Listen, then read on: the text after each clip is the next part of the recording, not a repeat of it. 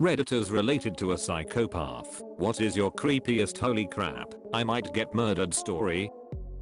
My nephew, through marriage, is a crazy little crap. Once, the entire family was playing hide and seek. He was around 9. He didn't like where I hid, so he flew into a rage. He tried to hit me. I grabbed his wrist and twisted just enough to subdue him. He screamed like a freaking maniac. I released him. He then ran into another room stating he needed his Nerf gun to shoot me because he shoots people whenever he's mad. I looked at my sister-in-law and said, seriously, you're okay with this? Her response was that his rage was my fault, I had no right to touch him, and that I should have just let him hit me since he's only a boy. I told her, quite firmly, that if a crazy little bastard ever even gave the appearance of causing harm to one of my children, that I would put him down like a rabid dog. Fortunately, I guess, her husband, my wife's parents and everyone else present told her that she was wrong. Her kid was ducking nuts, and that this was a serious red flag. Flash forward 2 years. Kid is still crazy, but that's everyone else's problem because he's still just a boy. I'm staying at their house. Things have mostly settled from that prior incident. I wake up very early every morning. So around 4:30, I find myself awake. I don't want to get up and wake up everyone else, so I just sort of lie there and meditate. At around 5:20, the door opens. Thinking it's my kids, who were young at the time and still came to get us early, I kind of just glance up.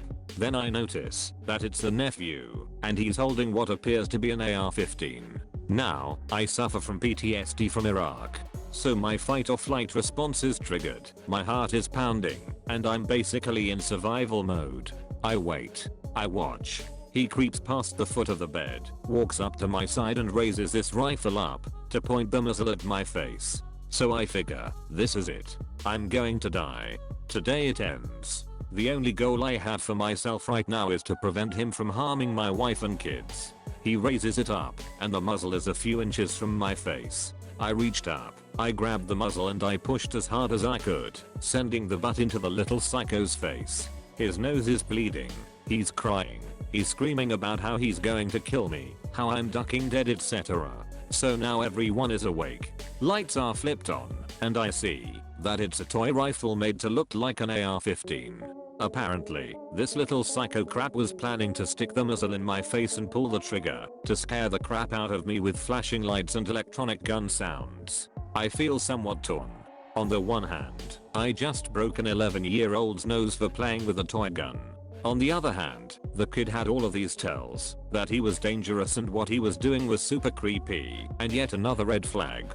My sister-in-law was ducking pissed. Her chosen narrative is that I'm a mentally unstable lunatic who is a danger to all children. She calls the cops. She insists, despite the protestations of my wife, that she's having me arrested and charged with child abuse for hitting a boy for playing with his toys. Police arrive. Interviews take basically the whole day. I'm a little worried that, getting arrested aside, I might not be able to leave this crap hole and go home the next day as planned because these cops might not be done with their investigation. Fortunately, it didn't play out that way. See, this little we need to talk about Kevin Butthole wasn't just a crazy crap around me like in the movies.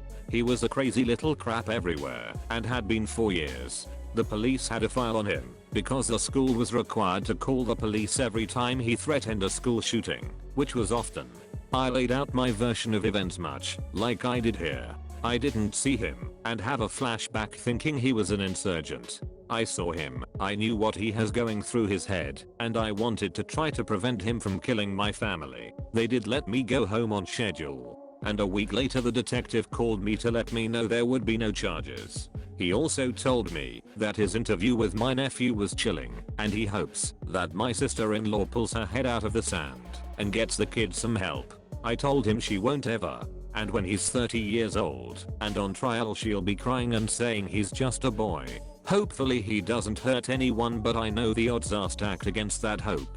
Before anyone asks, I refuse to stay at their house. If we are in town, we stay in a hotel. He is never allowed to be alone with either of my kids. And he is also not allowed in my house, since he was caught trying to steal a pocket knife which he said he needed for surgery on the family cat. He was almost 12 at the time. Not me, but my cousin, 11 at the time, was caught smoking and skipping school by my mother.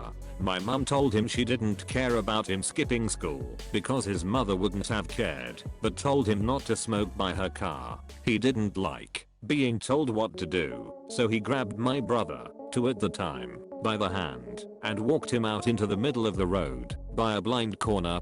He sat my brother down and told him not to move. Then he walked away. Luckily, a neighbor had seen what had happened and grabbed my brother before a car could hit him. That cousin is now in an Indonesian prison, possibly facing the death sentence for smuggling drugs. By the way, dreams really do come true, I guess. Edit. Context. I'm tired and left out my cousin's childhood aspiration to be a drug lord, then forget I didn't write it in. That's what dreams really do come true, I guess is referring to.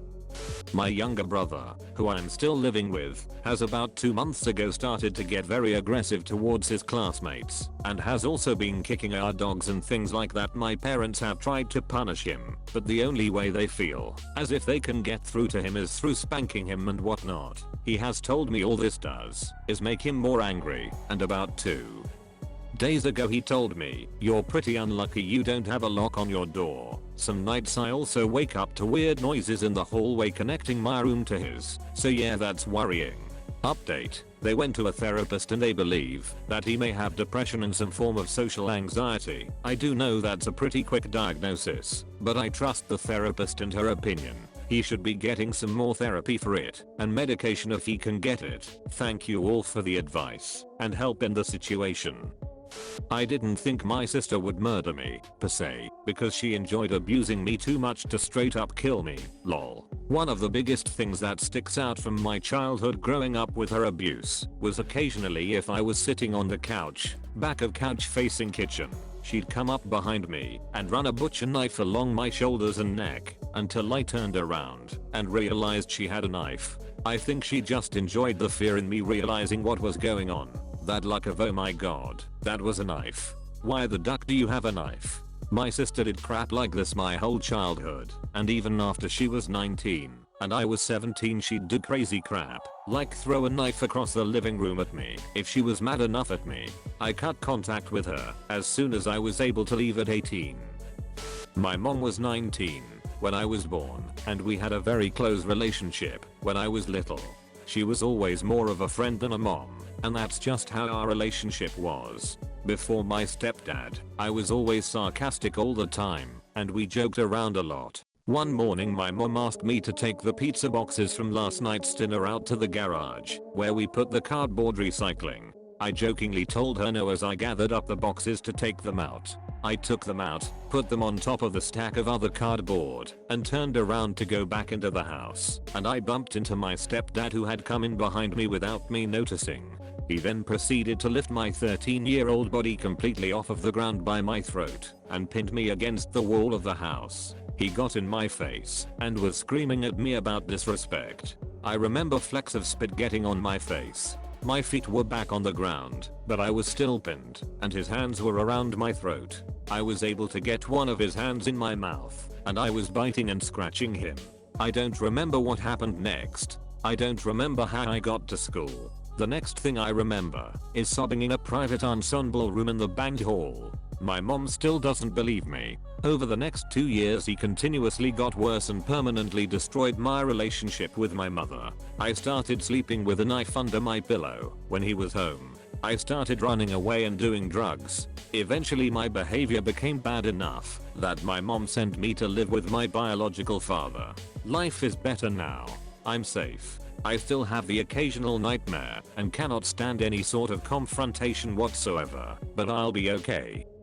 I have a male cousin who I strongly suspect is some kind of sociopath. When I was a child, I'm female by the way, I lived next door. He was in high school and I was in grade school. His family had a pool and we would often go over and hang out, which I dreaded because this cousin would, when no one was looking, sneak up on me and either throw me into the water or get in with me if I were already in, and hold me under until I was so out of breath I would actually breathe in water and go limp, and he would pull me up with me coughing and choking, or I would claw desperately gasping for breath. He was laughing all the way. It was horrendous, and it was creepy how jovial his expression was. He did this all the time, and his parents or one of mine, usually my grandmother, would either mildly admonish him if caught, or he would do it when no one was around.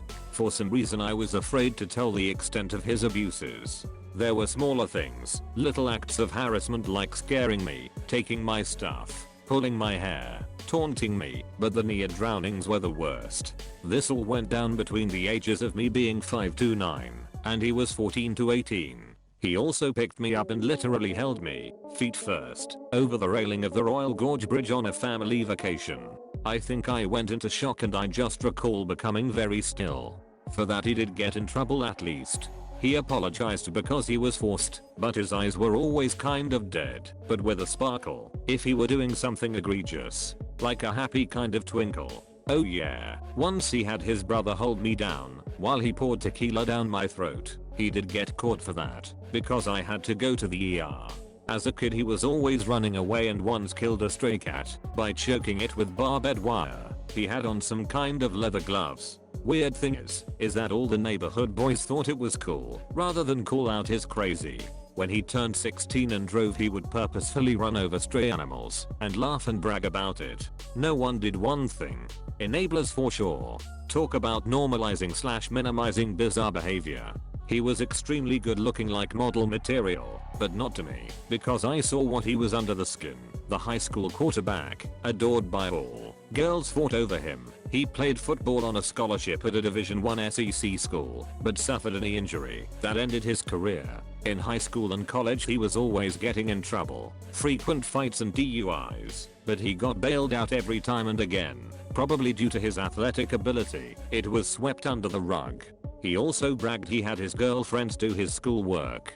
He has been married 3 times and has stuck with his 3rd wife, who is a martyr type. Scary thing is he is now a high school football coach and has been for decades, and was just promoted to assistant principal. Scary, because I think he has no business working with minors. Not a family member, but my mother dated a crazy person after her divorce. We moved into an apartment and he moved in with us not long after. He had long hair and blue eyes and a beard, and was the spitting image of white Jesus. And he took it to heart after a few people told him about the resemblance. He pulled me aside one day and told me that he had a secret and he wanted to tell me, but I couldn't tell anyone else because the government was looking for him. He confided in me that he was in fact Jesus Christ, and that he escaped from a government facility after being captured in 1964. He said he escaped with the help of the Pope during his visit to the USA. The Pope's private security force broke him out, and once he was free the Pope advised him to blend in with regular people. He said the Pope told him to not draw any attention to himself, so no miracles, and tell no one. But he trusted me with this information. Jesus Christ was a roofer, in case you were curious. He constantly carried around his roofing hammer, and one day it went missing. Jesus lost his crap. He locked my mother, my girlfriend, and myself in our apartment until it was found. This lasted 3 days. I was 18 at the time and was much larger than him, and would have had no problem physically removing Jesus from our apartment, but my mother insisted he was having a mental episode, and if I hurt him or did anything it may mess him up even worse. Turns out he left the hammer, which is really pretty much a hatchet, at a job site, and a co-worker drive over to return it. I sat there like an idiot and watched this guy hand a ducking axe to this lunatic and did nothing. Big mistake. Our 3-day-long lockdown turned into 5 days. The final 2 days was this illiterate nutcase attempting to read aloud from the Bible, getting maybe 1 in 5 words right. Remember in school, when the teacher would have people read aloud and go around the room, and there was always a dude you knew couldn't read for crap, and his part would last 10 times longer than everyone else's part? Imagine that for 48 hours. Jesus would only let us eat bread and water, and the bread ran out quickly. There was a lake outside our apartment, and on the 5th day Jesus was looking through the blinds at the lake and called me over to him. He confided in me again. He said, "You know, I could walk right across that lake and right up into heaven."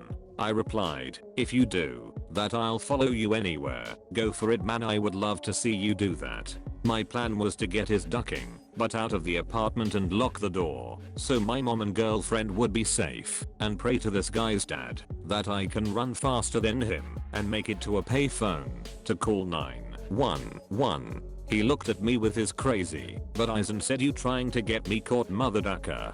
I said, "No miracles." He raised up his roofing hammer and told me the only way I was following him anywhere was in the afterlife. It was at that point I thought, I'm going to die, and then he is going to kill my mother and girlfriend. I came to the sudden realization that I no longer cared if Jesus' mental breakdown would be affected by me beating the crap out of him or not. That was no longer my problem. Mid-rant about some religious crap about 2 inches from my face, I swung as hard as I could and punched him right in the sternum. He still had the hatchet cocked over his shoulder, like someone throwing a football, so the blow caused him to lose his balance and fall over a dining room chair. He crumpled in a heap and my mother, ever the cool head, screamed at me for hitting him. I had knocked the wind out of him, and he was gasping for air. My mother assumed he was dying. I would learn later in adulthood my mother was not the brightest light bulb. My girlfriend booked out the door with me closed behind. After grabbing my mother's arm and dragging her out of the door, I called the police and they came and got him. Last I heard he was in a hospital after he locked himself in a bedroom still saying he was Jesus. He was committed after he used a metal throwing dart to pick veins out of his arm. Never did get to see him walk across that lake though. Thanks for watching. If you liked this video, hit like, get subscribed, and tell us which story was the creepiest in the comment section, and support the original writers with upvotes. Links in the description box.